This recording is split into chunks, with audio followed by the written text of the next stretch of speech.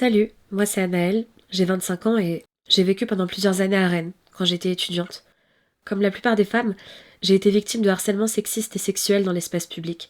Je dis l'espace public parce que ça se passe dans la rue, oui, mais aussi dans le métro, dans le bus, dans les parcs, un peu partout en fait.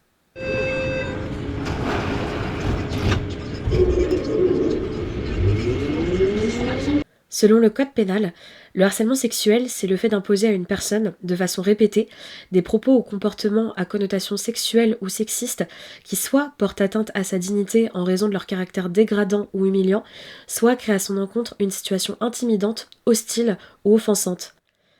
Je crois que je peux même plus compter le nombre de fois où on est venu me demander mon numéro, où le mec est devenu agressif après un nom, où on a essayé de me toucher, où on m'a touché, où un homme s'est cru tout permis parce qu'il est un homme et que je suis une femme. Je me souviens d'un soir, je rentrais chez moi après le travail, il faisait nuit. En sortant du métro, j'avais un peu moins de 10 minutes à pied. Je marchais seule, dans une rue déserte, et je me suis rendu compte qu'un homme me suivait. J'ai accéléré le pas, lui aussi. Et puis, je suis tombée sur un inconnu qui marchait dans une rue perpendiculaire à la mienne.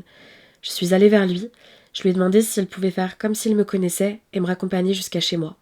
Il a accepté, et l'homme qui me suivait est allé sur le trottoir d'en face et a continué de nous suivre jusqu'à ce que je sois rentrée chez moi avant de faire demi-tour. Je ne remercierai jamais assez cet inconnu qui m'a aidée. Et maintenant, je pense à toutes ces femmes qui n'ont pas eu la chance de le croiser, cet inconnu. Il n'y a pas beaucoup de chiffres qui existent sur le harcèlement de rue, mais il y en a qui m'ont sauté aux yeux.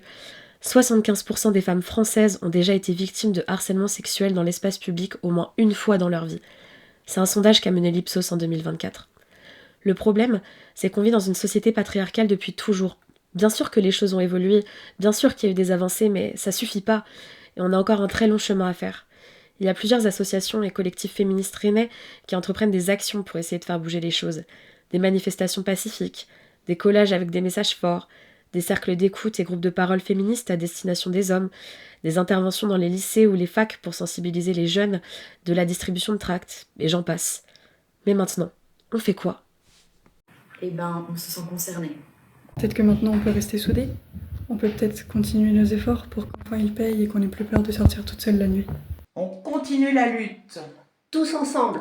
Garçons et filles, tous réunis. On en parle. Maintenant on se mobilise, on essaye de pas s'empêcher de sortir, de pas restreindre nos libertés, tout en faisant attention les unes aux autres. On se fait entendre. Il ne faut pas rester impassible et il faut sensibiliser un maximum de personnes, que ce soit les hommes, les femmes, les personnes âgées, à venir en aide lorsqu'elles sont témoins aux victimes. Et maintenant, on reste solidaires et on continue de mener la lutte ensemble.